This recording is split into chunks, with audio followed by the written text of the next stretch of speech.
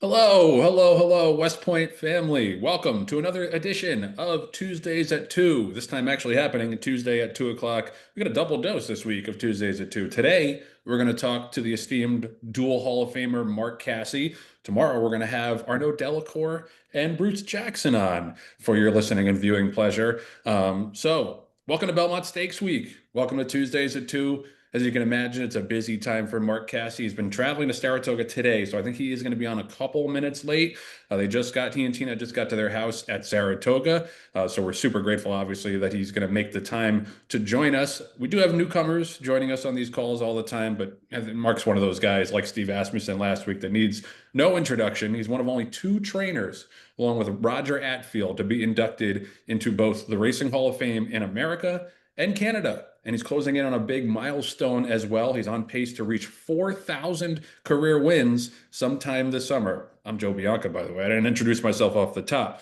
A little more bio for Mark. He's obviously got the two Triple Crown race wins, 2019 Preakness with War of Will, and he won the Belmont the same year with Sir Winston. He was inducted into the Hall of Fame in 2020.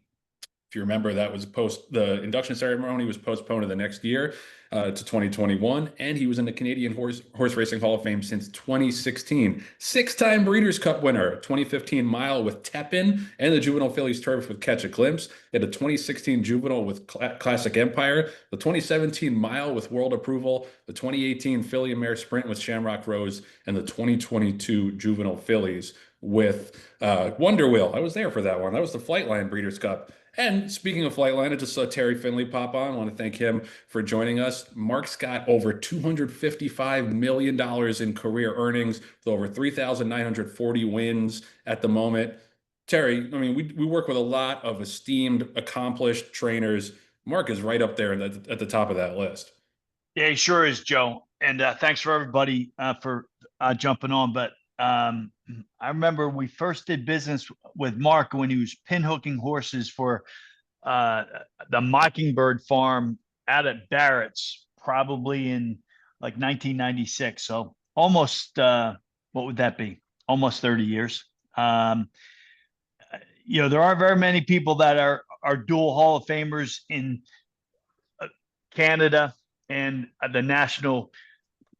I'm sorry, Jeff. So he just sent me a note, but anyway, everybody knows his background. He's a consummate horseman. He's a great businessman, and I think on top of that, right, he really cares about the industry, about the players, about the horses, obviously, and about the structure of the industry, and what we're doing now to prepare for the next a group of people and then the next generation that takes over our industry, as seen by the work and the hours and hours and hours that Mark and his peers have put in with the situation in Florida. So, God, I mean, he's an all around good guy, and he's impactful, and he's respected, and he wins. So, I'd say that's a superfecta of a person that we want on our team.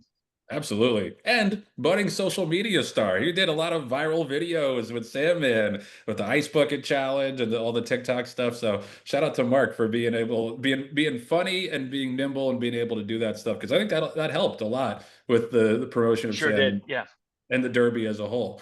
So we're still waiting for Mark to sign on right here. Mark, if you are on, you can press *6 to unmute. Otherwise, I think he'll be here in another minute or two. I mean, he's got a big presence in his home base in Florida, as well as Kentucky, New York, Ontario. So Mark's got strings all over. He's got the barn at Belmont that I just stopped by to see Sandman at.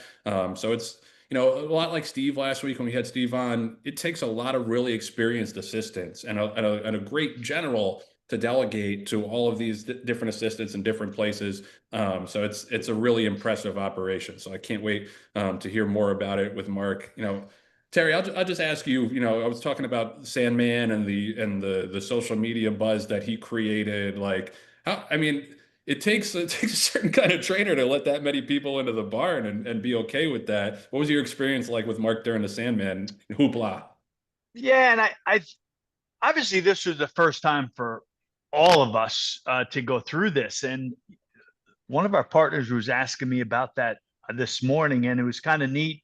I kind of went through the steps, and 3 years ago, the Jockey Club and ABR formed that Hello. the new owner that initiative, and it's really just come forward. And I look at it as Providence that we got Griffin, we got Mark and his staff.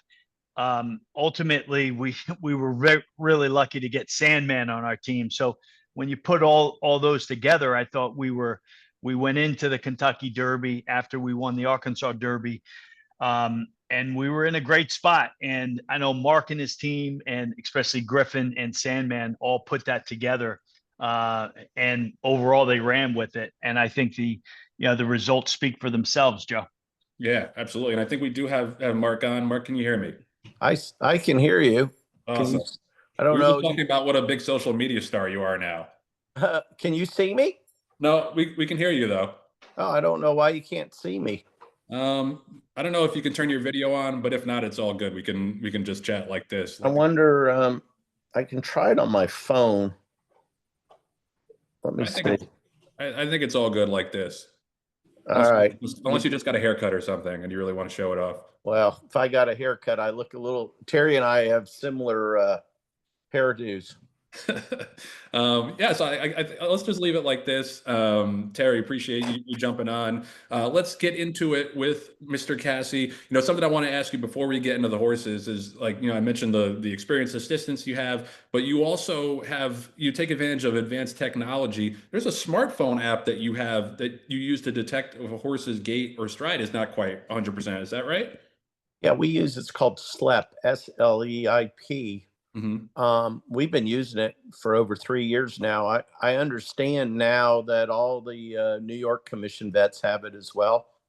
And I know they're using it in Toronto, and I think California is using it somewhat as well. So we had some pre-exams the other day for the upcoming stakes, and they did it on our horses. So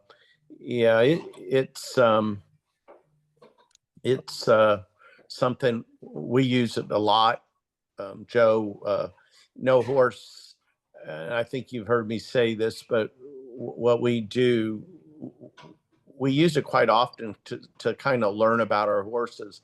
Mm-hmm. And then before the horse is allowed to leave our training center, they have to kind of get a clean bill of health on that. And it then goes to wherever our assistant, they can look at it as well. They're using it, I think now in Australia, if you're going to run in a big race, you have to do 3 or 4 of them and send them in whenever they ask.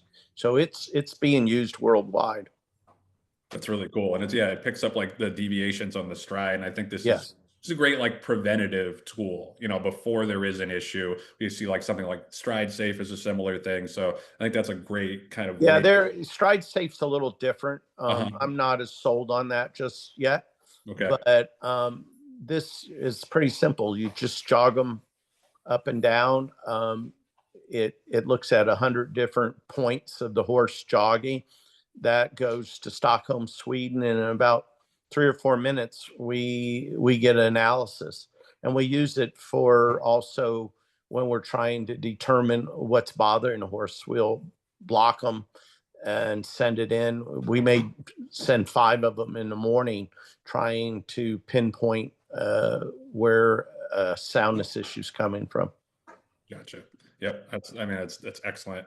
Excellent insight. Let's just jump into the horses. I appreciate everybody tuning in. We got 50 plus partners on the line right here. We'll go through the horses alphabetically. We're going to start with Counting Stars. Counting Stars is the Honor AP filly she's out of Painter by Numbers. We picked her up at the OBS April sale. She went straight to Mark's Training Center in Ocala, which is a huge benefit for us.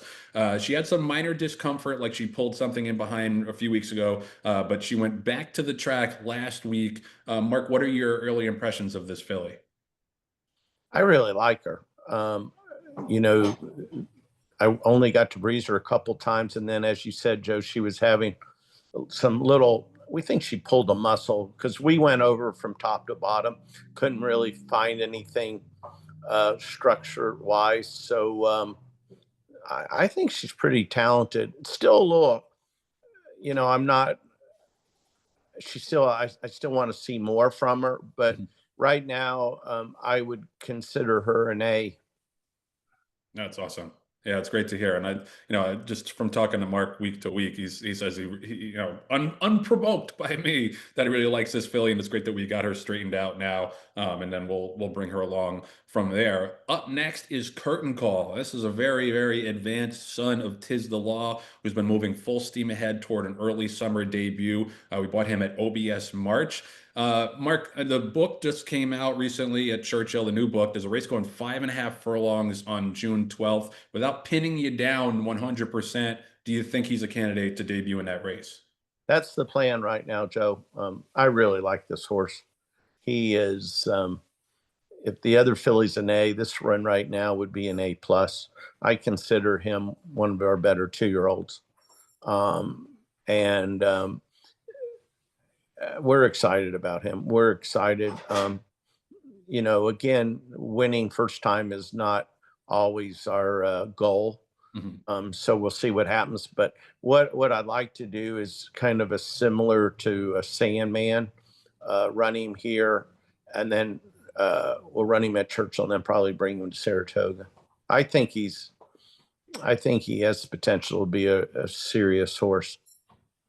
That's awesome, and that's great that he's on that Sandman course right now. And I mentioned this before, but I remember after we won the Arkansas Derby with Sandman, we're literally watching the replay of the Arkansas Derby, and Mark elbows me, and he's like, "I really like that Tiz the Law call."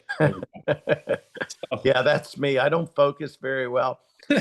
I'm usually, people will say, "Oh, you excited?" And I'm always looking what else is going on in the future, and it's not something. I think we just have some nice horses, because it's not something that I throw around lightly.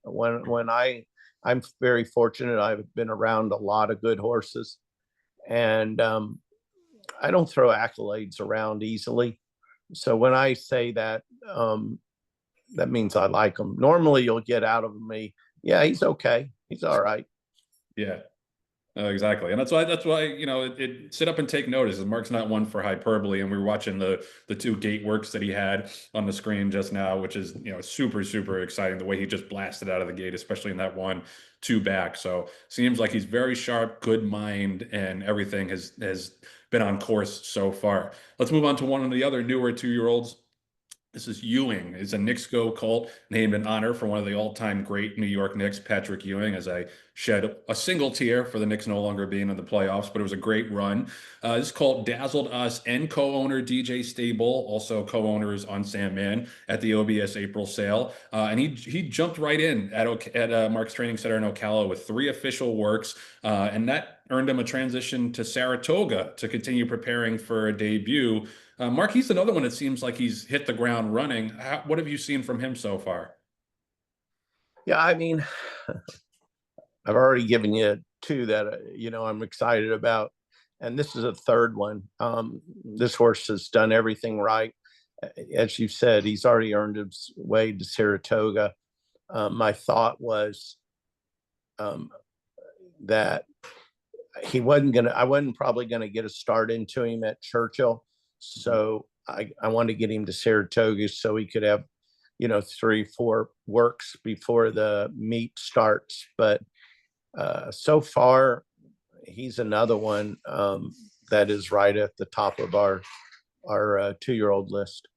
It's amazing. And I remember you saying that he and the Honor AP, their first works coming out of that sale, were the best of the day down there at the training center. She actually worked a little better than he did. Amazing. And then he's come back and just given us A+ work after A+ work. That's why I'm excited about her too, because what I've seen of her, that little glimpse that I got to see, she was pretty impressive. Yeah. for sure. And yeah, like, he's up at Saratoga right now. So if all stays well, you got to think he's going to be a candidate to run early in that Saratoga meet. So we'll knock on wood there. But yeah, three really, really nice 2-year-olds that we got from this spring heading to the Casse barn. And it sounds like everything has gone really well so far, except for that slight hiccup with the honor AP. So we're excited.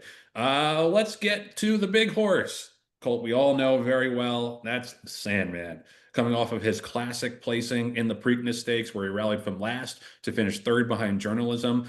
He's up at Saratoga now. He took a quick pit stop at Belmont, and I had to go see him. We won't see him in the Belmont Stakes this weekend. Mark, can you elaborate on your sense that this is the right time to give him a little bit of a freshener and now point towards the Jim Dandy in late July? It's just what's the kind of the feel that you get and that makes you make that decision? Well, Joe, we never gave him any time off this winter. We had a plan, we went with it, and it worked pretty darn good, except for some bad weather in the Derby. He showed up every time. I kind of, right after the Derby, I had said we were going to wait to the Belmont. But in my mind, when I kind of assessed the top horses, I thought, obviously, Sovereignty is very good. The Preakness winner is extremely good. Baiza, I thought, is a really nice horse, and I think Rodriguez could be as well. So when I saw that we were only going to end up with the one colt there that we had to deal with, I said, well, let's go to the Preakness. We'll let everybody kind of knock heads in the Belmont, and then we'll come back. We're gonna get them in the Traverse. Mhm. So I also wanted to get some weight over his back. I thought he'd lighten up. He's never going to be a heavy horse. That's not the way he's made. It's one of the things that attracted me to him. I don't like those big, robust horses. I'm more of a refined athlete looking, and that's what he is. But I still wanted him to put on a little weight up over his back. And the other thing is, we he's 1-for-1 at Saratoga. So I thought, well, I'll get him here, get him happy, head for the Jim Dandy, and then we'll try to show that we're the king in the Traverse. Love it. I love it. And we're watching the Arkansas Derby replay on the screen right now. A race that he won, even though he drifted out a little bit in the stretch. And it was interesting in the Preakness. Felt like we were pretty much even with Journalism until about the 8th pole, and then Journalism shot away from us. Might have been because he got a little distracted. Mark, I know you don't love putting blinkers on, but is that still the plan for Sandman's next start? Yeah, we're still thinking about it. Probably will. After the Preakness, he was just caked in mud. He had a tough time even opening his eyes. When we scoped him after the race, the vet's remark was he had more racetrack inside his trachea than outside. Wow. So maybe he lost focus, and maybe for a good reason. He also ran. I've never seen what the Therograph number was on the winner, but we ran a 7.5, which was by far his best race ever in the Preakness, and I think it might have been better even than the Preakness winner. So it was a big number. I think we need to get just a touch better to be able to beat the big guys, and that's my plan right now, and that's what I'm trying to achieve.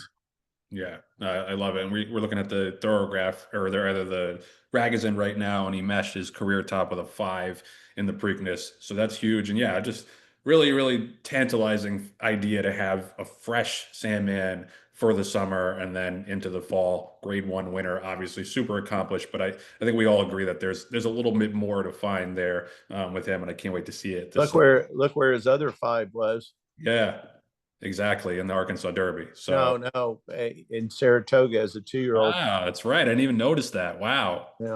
I didn't realize he got that big of a figure. Yeah. Wow, that's awesome. So yeah, that could be another added bonus. Dry track up at Saratoga. Oh man, I can't wait. Let's talk about Volt next. This is another great son of Tapit. Not quite as talented as Sandman, but he ran a couple nice races as a 2-year-old. He's been struggling to find his sweet spot, searching for the right level, surface, distance, etc. He's now at Gelding, and he's pointing for a $50,000 maiden claimer on the turf at Aqueduct on June 27th. Actually worked a half mile in Ocala this morning. Mark, we gave him time and a chance to kind of right the ship. But overall, what's your sense on him, and do you think the class really full help? Well, definitely, we've given him plenty of opportunities. They all can't be superstars, and so I'm hoping maybe we can get him somewhere where he can win, get some confidence, and build on that. But he's in a happy place right now, so yeah, we're gonna try to get some confidence in him.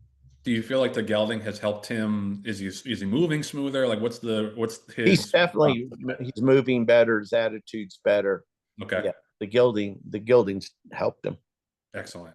All right. Well, hopefully we can get him that win, and then not lose him and just give him a little bit of a confidence builder. All right. Next up, we are going to finish with Walking in Memphis. 3-year-old colt, son of Mark's Preakness winner War of Will, who I mentioned earlier. Walking in Memphis, as you'll remember, won his debut in December on the turf at Gulfstream at a big price. Got himself loose on the lead, going a mile and a 16th, and prevailed despite being a little bit green in deep stretch that day. I mean, that's kind of been the story with him all along. I think he's still putting it together mentally. He also came out of his last race at Keeneland with a bit of a tender shin, so that took some time to settle down. Now he's just kind of in no man's land in terms of looking for the right opportunity. We want to run him in a turf sprint, restricted to straight 3-year-olds, but it just seems like they aren't riding those races. I mean, they're pretty tough to find this spring. So I saw that he's worked a couple of times, Mark, and seemed to work pretty well. Where do things stand with Walking in Memphis? I'm just kind of, as you said, Joe. He came out of the dirt race with some sore shins. Reason I ran him in the dirt race was he had trained well enough on the dirt that I thought that he deserved a chance. Obviously, his father won the Preakness and handled dirt well. That was a straight 3-year-old race. And I said, well, there wasn't really a perfect spot, and there still isn't a perfect spot. It's very frustrating at this point of the year where the racing secretaries have decided, they're going to write 3 and up. And the reason they do that is there's not enough older horses to get those races to go. So they kind of force you to go in those 3 and ups. But if you ever look at the numbers, it's like playing high school kids having to play against college kids. And so I kind of just letting him kind of grow up, get bigger and stronger. I want to run him. I want to try to run him maybe 3/4 on the grass. We can only get that at maybe New York, back in New York again.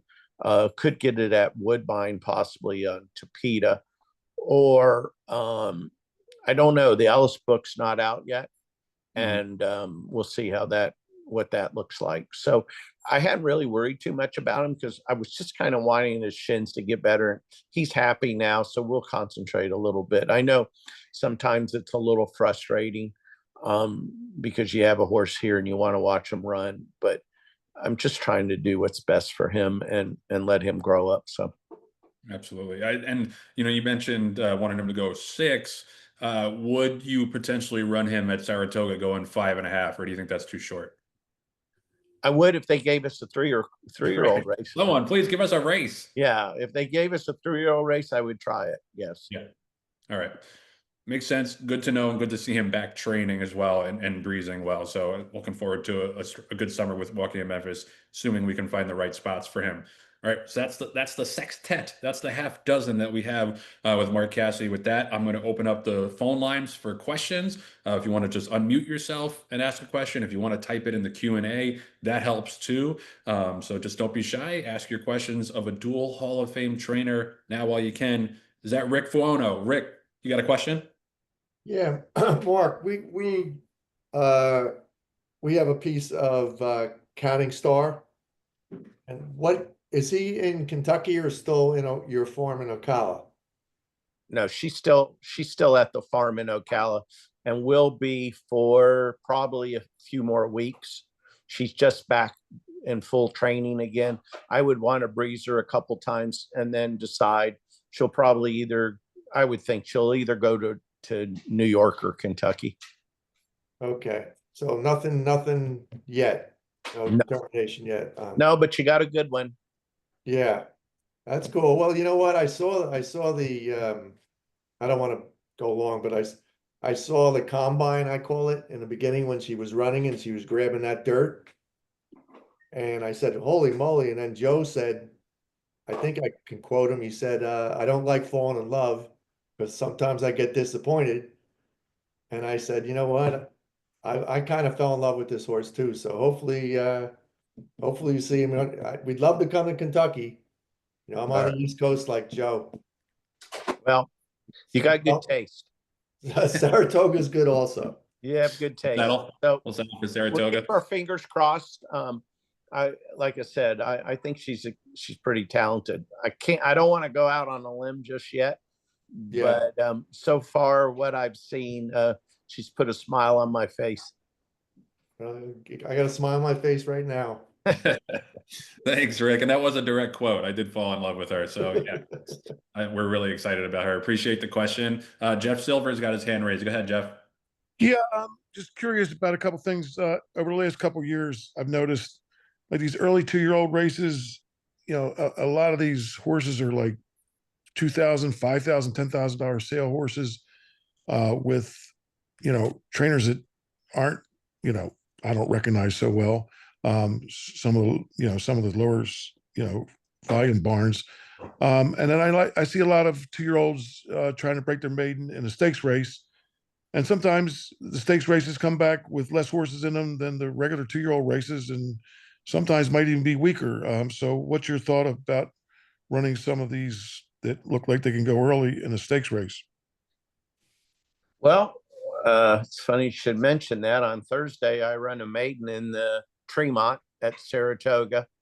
I run another filly in the what's the name of the stake? But she just broke her maiden.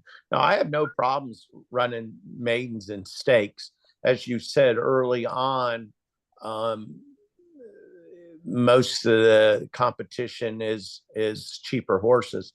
And it's kind of gotten that way a little more. It's one of the things I try to take advantage of.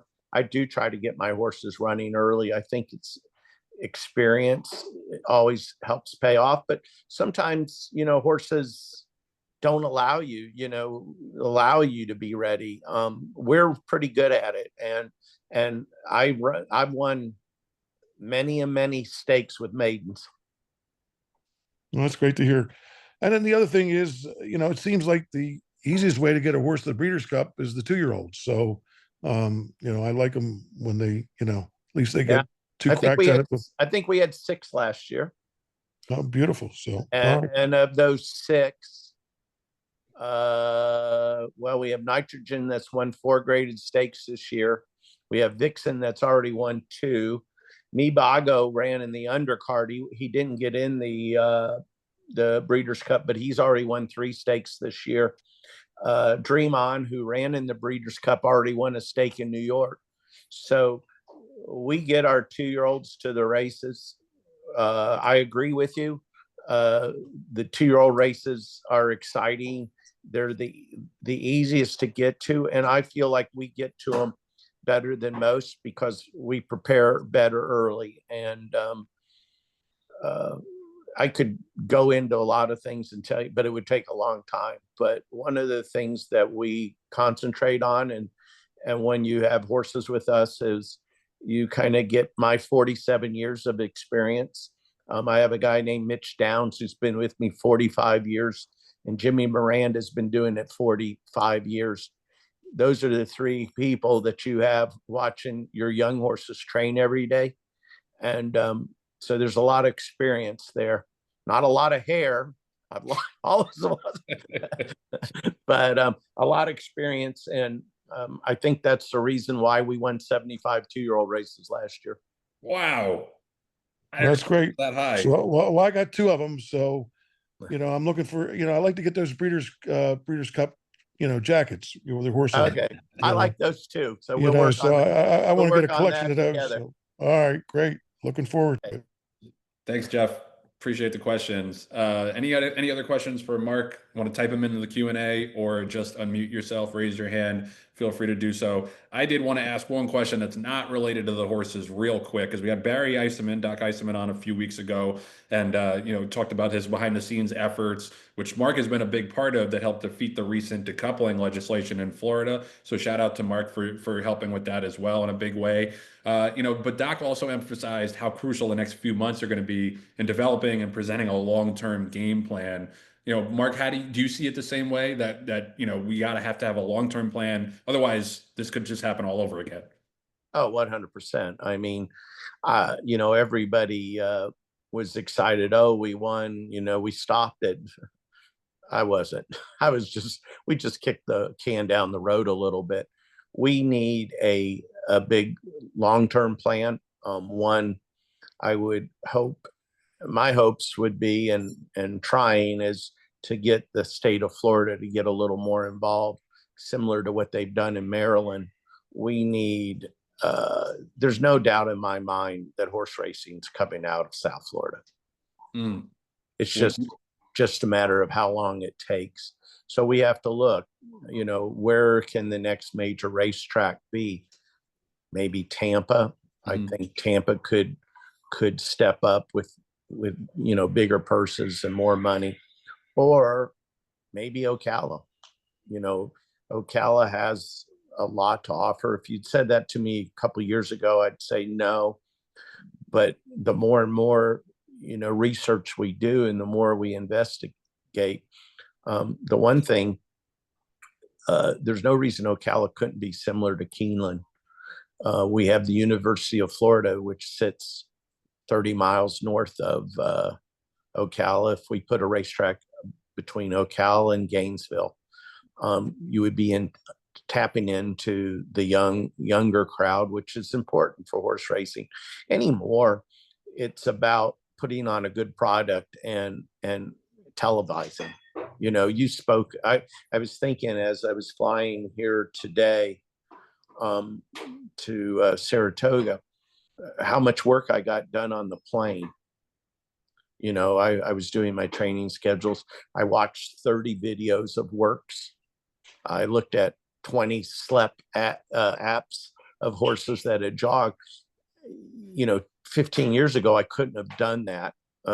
There's so much, things are so different now, and we just have to figure out what's best. And it's a long road, but we have everybody. One thing that the Stronach Group, or Belinda, was able to do, she did something that nobody else has ever been able to do in the history of horse racing, and that is to bring all people together for one common cause.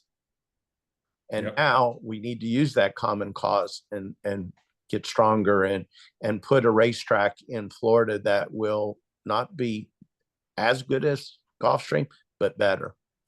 Yeah, no, absolutely. And like you said when you were on my podcast, like I think they woke up a sleeping lion, and it's on us to continue that energy. And the organization has been great, but as you mentioned, Mark, like the fight is far from over on that front. And the young whippersnapper Tom Bellhouse has chimed in the comments to say, oh, in 2024, Ocala was one of the largest growth cities in the USA. So, I mean, especially with all the money they're putting into the equestrian center and all that, that's, I think, a pretty solid alternative potentially for racing in Florida. So yeah, every year we go down there, we see. Well, if you look at WEC, who would have thought you could have put that place in Ocala, and look what it's done. And WEC has made Ocala grow.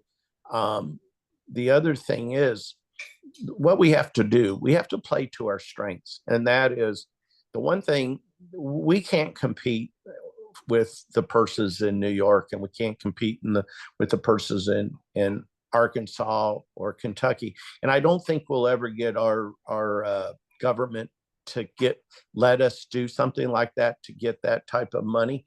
But the one thing we can play to is from November 15th till about April 1st, we have something nobody else has, and it's sunshine. Mhm. and turf racing. So we need to make turf racing as strong as we can. We can also look. I think I figured it out. Of the last 50 Kentucky Derby winners, 25 of them ran in Florida. And so we have to play on that. And if we have a strong product, and the whole world will be watching. And the stronger the product, the more you can demand for that product. I know that we can do it. It's just putting the right team together. Yeah, absolutely. And the Thoroughbred Racing Initiative was a big part of defeating the decoupling legislation in the first place. So that's something definitely to research too, if you want to donate time, money, whatever it is. Just last call for questions here. Todd chimed in, just said he's really excited about Curtain Call. Best of luck. My buddy Billy Lee texted me before, says Mark has me ready to run through a brick wall talking about Curtain Call. So hopefully we're 9 days away from unleashing him to the world. And yeah, not that far away from getting Sandman back in the Just summertime. remember one thing, guys, and always remember this. One, I put zero emphasis on winning first time out. I was laughing because here, I had the second choice in the Kentucky Derby and the second choice in the Oaks. Unfortunately, some bad weather hurt both, I believe. Lacara in the Oaks, obviously Sandman in the Kentucky Derby. I looked, their first starts, I think one got beat 10 lengths and the other one got beat 11 lengths. So we learn from it, we grow from it. I'm not suggesting that we're not going to run good. I think this horse will run very well. And, but just never get too down. And that goes for any horse, even if I'm not training it. You know, some of these horses, it takes them a start or two. Yeah, no, I mean, Sandman's a great example. He was like 3 to 5 or something debuting, but that obviously wasn't the end goal, the be all end all for him. And he bounced right back with that big race at Saratoga. All right, not seeing any more questions. I want to thank Mark so much for the time. I know you just got into Saratoga. Looking forward to seeing you up there. Thanks to the 50 plus partners who tuned in. And yeah, hope to see you some of you up at the spa as well this week. And it's an exciting time for New York racing. Mark Casse, thanks so much for the time, my friend. Thanks for having me. Thanks, guys.